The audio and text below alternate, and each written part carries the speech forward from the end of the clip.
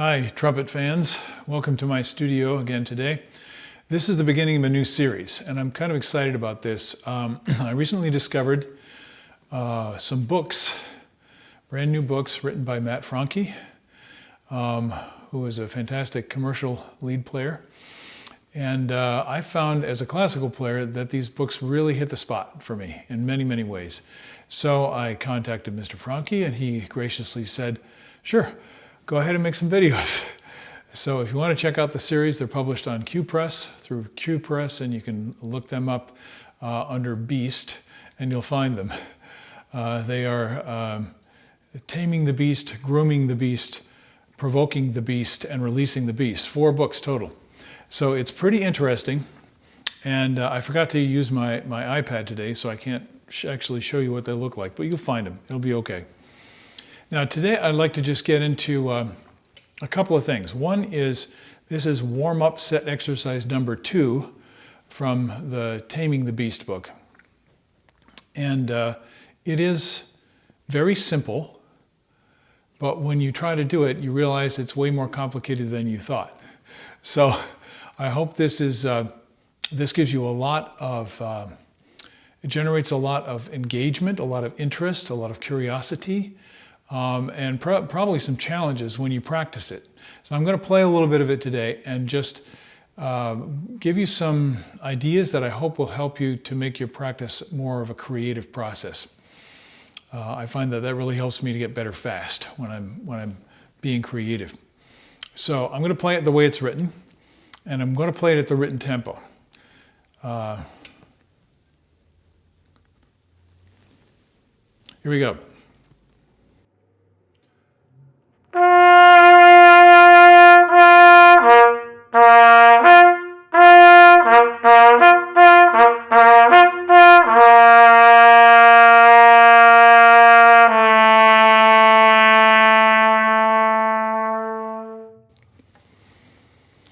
Now there's some little railroad tracks, little slash marks at the end of each line in this exercise. And Mr. Franke explains that means rest as long as you play, which is a basic way to practice, especially when you're warming up. So it's a little longer than I played, but I'll go ahead and play the second one anyway.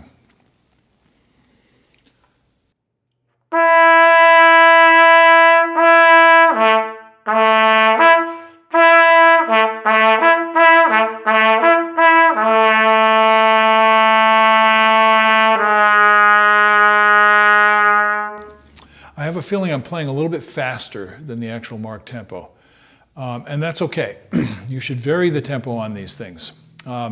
Here's the tempo, half time. Oh, that's pretty close.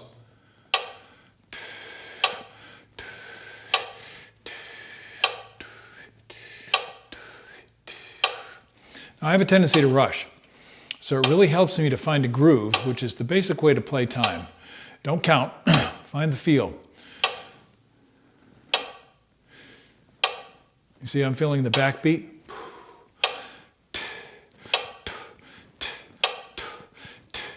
Keeps you in the groove, helps you to find the groove. So to me, that's the first thing, it's a musical target. I'll go ahead and play the next one with that time on. And I want you to try this. Please feel free to stop the video at any time and just try these exercises. Now, I'm going to recommend that you buy the books, but you can tell from my playing this exercise, it's pretty straightforward. But I've had a lot of people, when they read this, play it incorrectly, and they're playing it rhythmically incorrectly. The notes are pretty simple. You're just playing 2 notes, but they're not feeling the time that's notated on the page, and they're certainly not feeling a groove. So a word to the wise is sufficient, as they say. Check your time and check and see whether you're feeling the time. That's one of the most important things you can do as a player, period. When I was at Oberlin, most of the guys would go in. I didn't, because I heard the stories. They would go into Cleveland and study with Bernie Adelstein, who was the principal trumpet of the Cleveland Orchestra at that time. And they would all come back wanting to quit playing the trumpet and totally discouraged. So that's why I never took lessons with Bernie, although I admired his playing when I heard it a great deal. And the reason was, they said, no matter what they did, it was never good enough, and especially the time. So that's something to take very, very seriously. And it doesn't matter what genre of music you play in. Music is all about time and sound. Okay, now, there are a million things, probably literally a million things that we can concentrate on. And that's one of the big problems when you're doing this. It's so simple, but our mind might be flicking all over the place. And so what I'm going to suggest that you do is pick one simple thing. I'm going to pick one simple thing. Let's see here. I'll put that time on, and I'm going to tell you what I'm choosing to do after I'm done playing.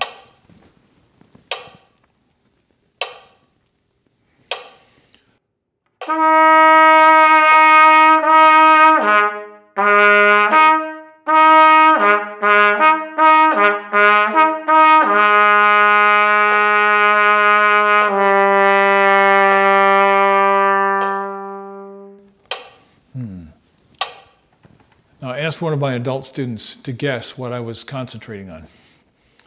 I said only one thing, and he gave me a list of about a half a dozen things. Well, the sound needs to be clear and focused and brilliant, and the time was really solid, like I just said. And you're doing this, you're doing that, you're focusing on this. I said, no. I'm only concentrating on one thing. So the first thing I think you should concentrate on is simply flow. Now, what do I mean? If I sing that note, dum, dum, ma, ma, ma, ma, hum, and I get relaxed. Remember, these are warm-up drills. They're setting up exercises. For me, the most important thing in setting up is get loose. So I'm going, no.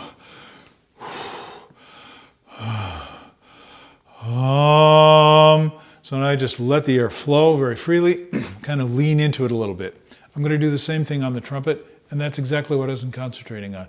Just lean into the resistance.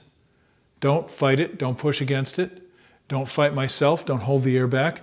Just find the resistance and lean on it gently, just like my voice. Now, I use my voice a lot. I'll spend some time focusing on how to do this later on, and it can be extremely helpful to your playing. But for now, I'll just say, try to match.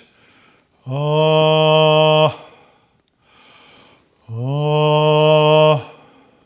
I'm letting the air fall. I'm making a sound so you can hear what I'm doing.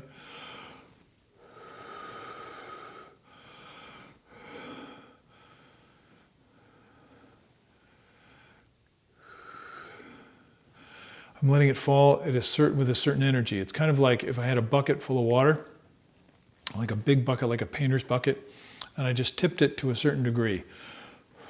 And the water would just start flowing. And then if I wanted to keep it flowing at the same rate, I would have to keep tipping the bucket. I don't know if that'll help you, but that's an illustration of the way I think. I'm looking for something that I've experienced that has some kind of connection with what it is that I'm trying to do. I'm not thinking about how to do it physically. If I do that, I mess up my body's intelligence. I try and think that I'm smarter than my body is. And you need to learn to trust your body's intelligence and let it have its way. We'll talk about that more later. Let's see, I'll try another one.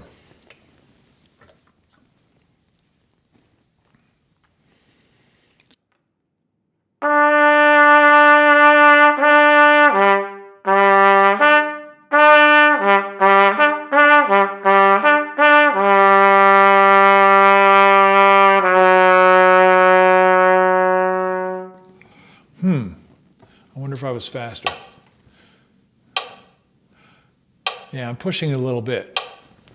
So this brings me to another point. And this is, I'll probably do a series on the metronome.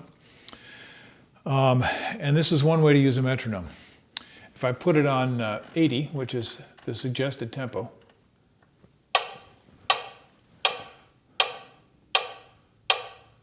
I'll tend to think vertically.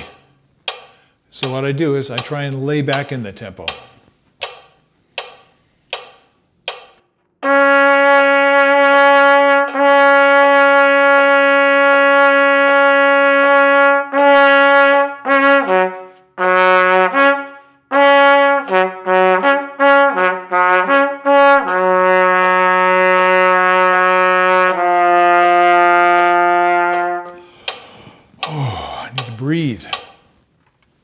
Now, I realized I've been playing the exercises wrong, rhythmically. And that's okay, as long as it's consistent. Actually, what I do is I change the rhythmic pattern.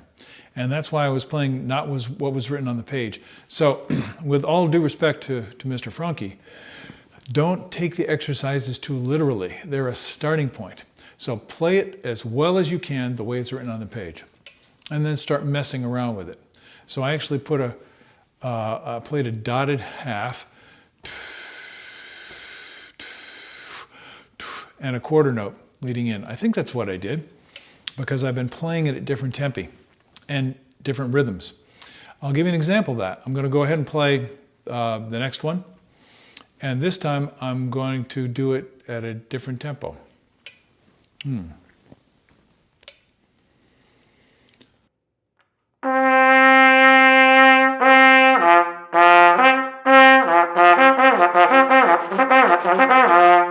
So now I'm pushing myself out of my control zone. And I recommend that you do this and then come back into the control zone. I'm trying to go faster than I can keep control.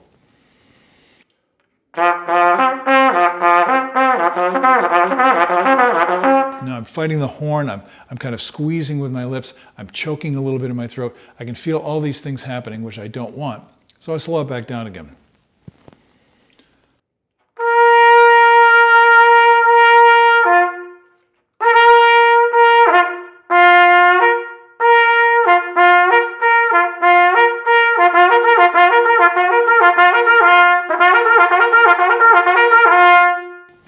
That's playing with it. Now, I don't start playing with it until I start feeling loose, like the coordination is coming in, like this, all the things that my ear is telling me that the pitch is good, the sound is stable. Above all things, the sound and the timbre are stable and free sounding. See, those are the basics. Now, I'm not going to try and go faster until I can play in tune, in time, the way it's written, with a good, stable sound and pitch. Pretty simple. You'd be surprised how few people actually do that. So what I'm encouraging you to do today is just learn how to practice with greater power so that you get better faster. That's really what it's all about. Let's see, I'll play the next one and you get the idea with the exercises. Pretty simple. This time I'll play it the way it's written. What an idea.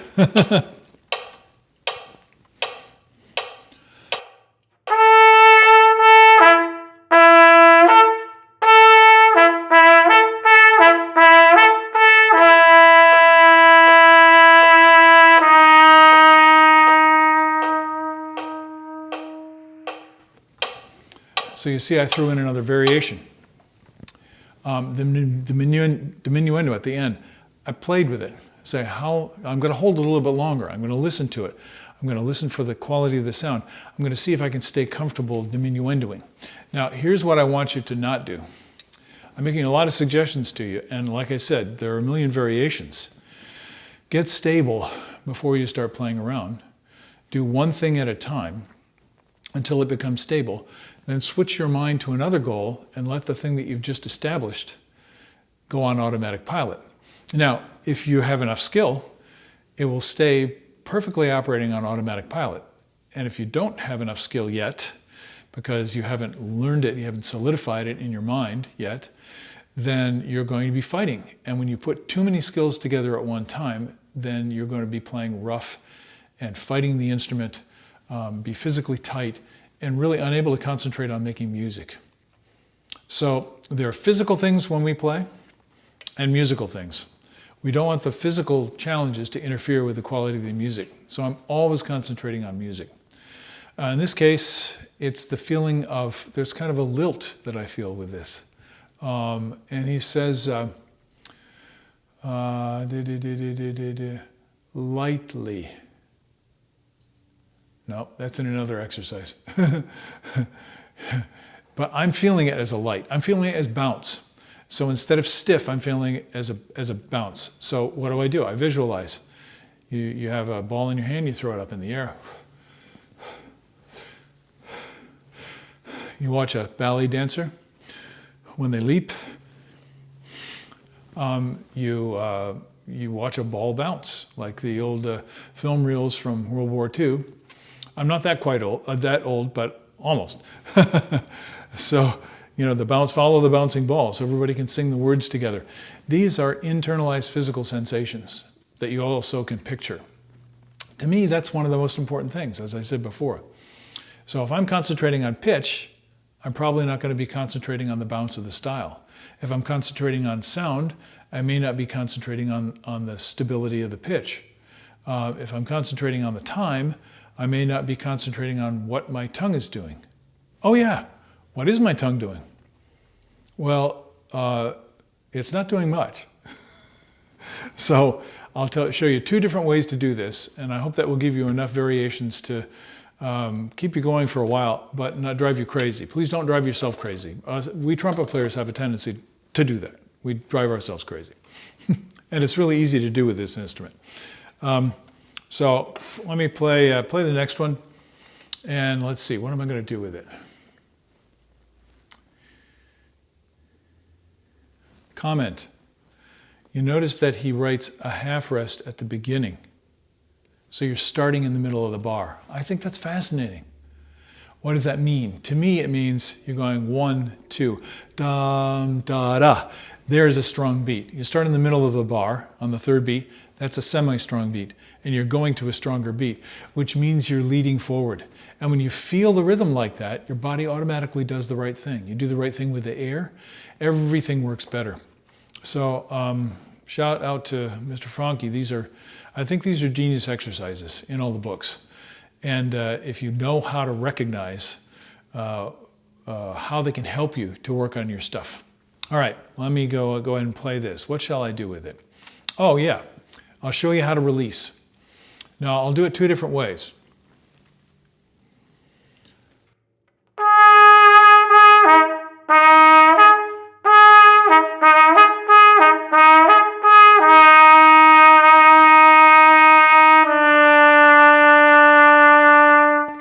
A little tight because I've been talking too much. Sorry about that. I tend to talk too much. I hope that you get something out of it. So what was I doing? I was concentrating on the release, and here's what I want you to try. I'll sing the B flat. Da, da, da, da, da, da, da, da. That's what you should be trying to imitate. And you're doing a very, very similar thing. The difference is your vocal cords are completely disengaged when you're playing the trumpet, but you're doing the same thing with the air. So now your lips, in essence, have replaced the vocal cords. And there's a very strong tendency, and I want you to see if you can feel this for yourself when you're doing it. There's a tendency to go da, da, da, da, da, da, da. So I'm closing my glottis, my coughing valve. This is an unfortunate thing, and many trumpet players are doing it all the time without even realizing it. It's very difficult to feel, and it interferes with the way the air flows. The glottis is an extremely efficient valve, and it can filter, put the brakes on the air, so it's not free to move. When you do that, your lips are not getting a constant supply of flowing air with follow through. And when they don't get that, your lips are going to feel insecure. And when your lips feel insecure, everything feels insecure. So make sure that you're not going da and closing with a glottis. It's da, da, and I'm not going da. I'm not choking off the note. I'm going da, da, da. So I'm just releasing the air. Now that's a skill. You need to work on that. If you use your throat to control the air, you'll never learn that skill. And it's one of the most important physical skills we have on the trumpet, for many reasons, which I'll point out at some other time, because this is already a little too long for you guys. Now I'm going to stop it one more way, and then let you go practice. This time I'm going to do what we sometimes call a tongue cutoff or a tongue release. So now it's going ta, ta, ta, ta, ta, So I'm saying t, like saying hot, hot, hot, hot, hot, hot, hot. My tongue is the only thing stopping the air. Again, watch yourself when you do this. If you notice that you're going ta, and you're also closing your throat, work on breaking that habit. Do it on purpose. Compare it to doing it without closing your throat. Go back and forth until you can taste the difference for yourself. Then replace that old habit with the new habit. This takes work. Like John Faddis said, there are no secrets, only work. I'm just giving you information here. You have to do the work. Now, I'm going to do it with the tongue cut off, but I'm going to do it very gracefully. And this is the way I think you should practice it. If I go, I'm going, ta, ta. Now with the tongue, ta, ta. If I'm pushing air into the tongue, then I'll get a rough tongue cut off. And we use that in the big band a lot. It's kind of a slap tongue where the tongue goes in there and bam, that note just stops instantaneously. And it gets a very interesting musical effect, which is appropriate in that style. But when you're playing in this light style, it sounds kind of rough. So I'll do it rough first. Now I don't practice this, so I'll do what I can.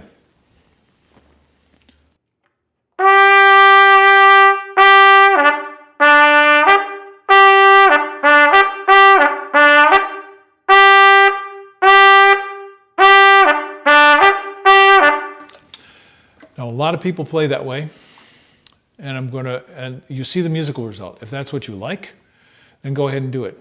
But I like a little bit more precision, a little bit more grace, a little bit more beauty, a little bit more flexibility musically to do all kinds of different sounds. I want to get stuck doing that.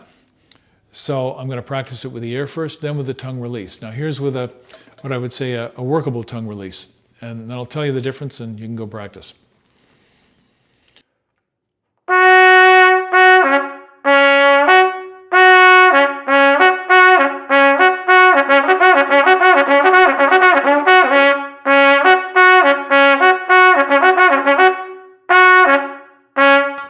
So you can tell the note stops instantly.